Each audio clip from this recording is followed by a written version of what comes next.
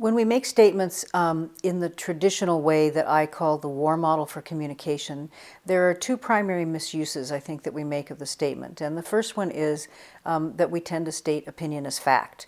So if I say rain is depressing, then I'm making a flat-out objectified statement, which suggests that rain itself is depressing, rather than saying subjectively, I get depressed when it rains. So when we state opinion as fact, it really requires that the other person either agree with us or disagree with us. So it's often a great prompt for argument. Rain is depressing. No, it's not. Yes, it is. So stating opinion as fact is one of the ways that we misuse our statements. And the second way I believe that we misuse them is that we use them to try to convince other people to agree with us. And this has been a huge part of our communication since clear back to the time of Socrates, or maybe even beyond that. We have classes in argument and debate.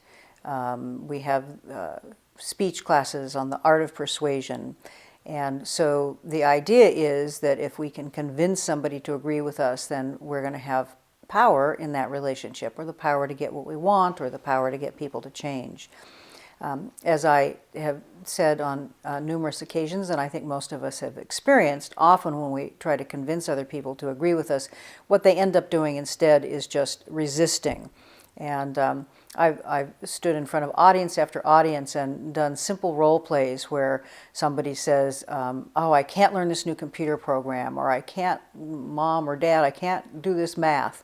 And responded by saying, sure you can. And the response, whether I'm role-playing with one person or actually having the whole audience pretend to be one person, when I say, sure you can, the response is almost always, no, I can't, with greater intensity. So the conclusion I come to is that when we try to convince others to agree with us, even when we want to support and help that person, we are most often helping them to entrench themselves in their own resistance. And, if you stop and think about that, and just think about how often in our lives we've been trying to convince other people to agree with us, and it's, from my perspective, it's just like we're pouring our energy, not only pouring our energy down a drain, but actually inadvertently doing something that can be more destructive than helpful to the other person. In a non-defensive model for communication, it's not that I don't say my opinion, or it's not that I don't tell somebody, give somebody honest feedback, but I'm going to use a four-step process that I think has a completely different impact. And so let's take an example, perhaps, to work with. If somebody says, I'm fine, but they're using a facial expression and a voice tone that indicates that they're not fine, then instead of doing what we might typically do, which is to say, well, you don't look fine to me, as soon as I do that, what I'm actually doing is I'm countering the other person's position. And that's what we're doing an awful lot of the time when we're wanting to convince somebody or get our point across to them. I think there's a way to convey the same kind of information in a way that's not going to prompt the defenses nearly as much. Because as soon as you counter someone's position, well, you don't look fine to me, I said I was fine, you're going to probably get a more intense defensive response back. So what I want to do is I want to break the part of what I'm doing to give the other person feedback about my own interpretation and assumptions about what's going on with them into three parts. And then in the fourth part of my statement, I want to tell the person what my own reactions are.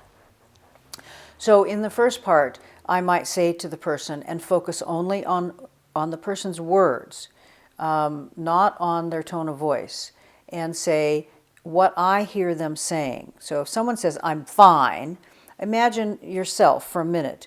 What would you, if you were truly fine, and what kind of words would you use to describe it? Some people say they're in a really good mood or they're contented. For me, fine isn't like ecstatically happy. It's more like I'm okay.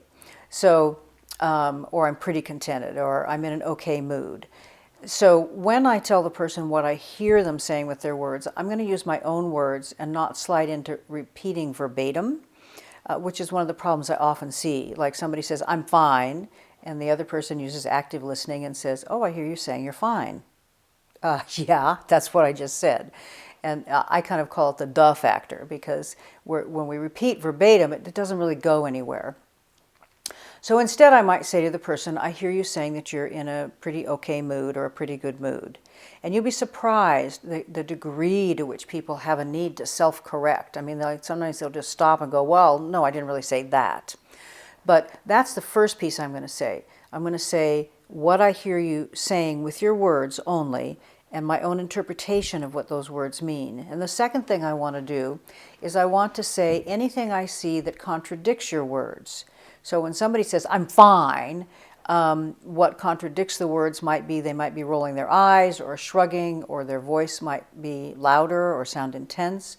So I might say to the person, I hear you saying you're in a pretty good mood, and at the same time I hear you raising your voice and looking away from me, and see you looking away from me. So the third step would be to tell the person your conclusion about what the meaning is of that contradiction. Why is this person telling me they're fine when at the same time their body language and their tone of voice suggests that they're upset about something? So my simplest conclusion here might be, well, so it seems to me that you are upset about something and you don't want to talk about it.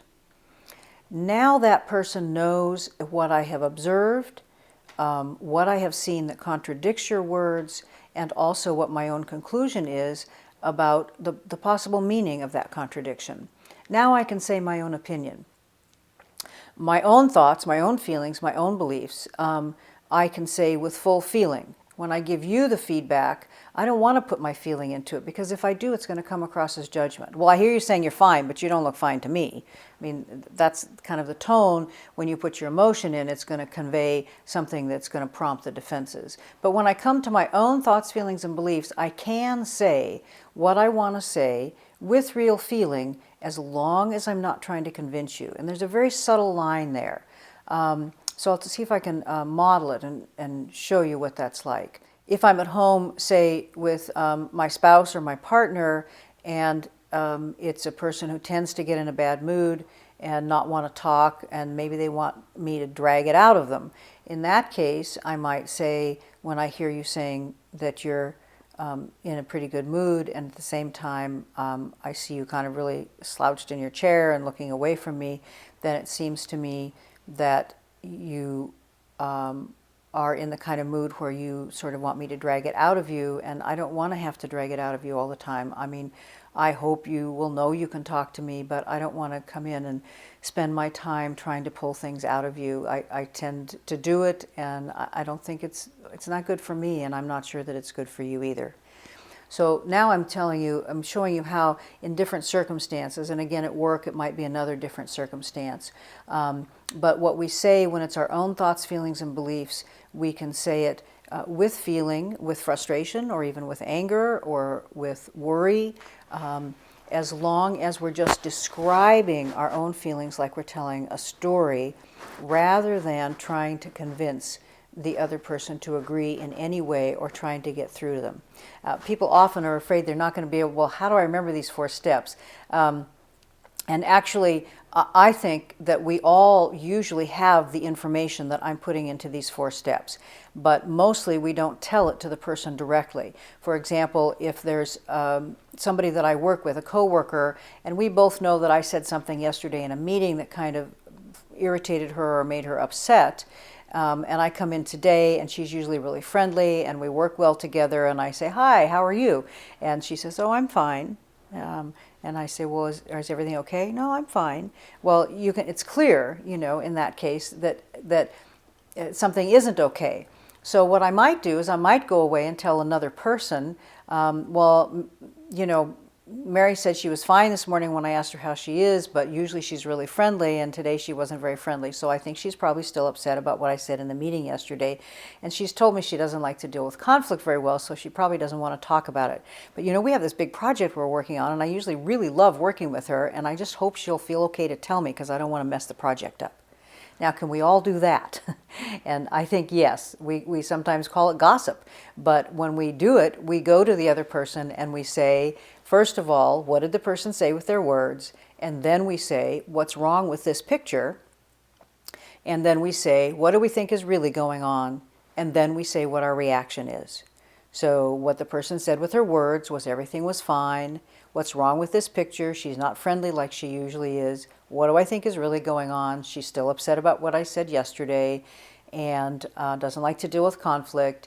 And my own position is I usually really love working with her. I hope she'll feel okay to talk with me because I don't want to mess up the project that we're working on.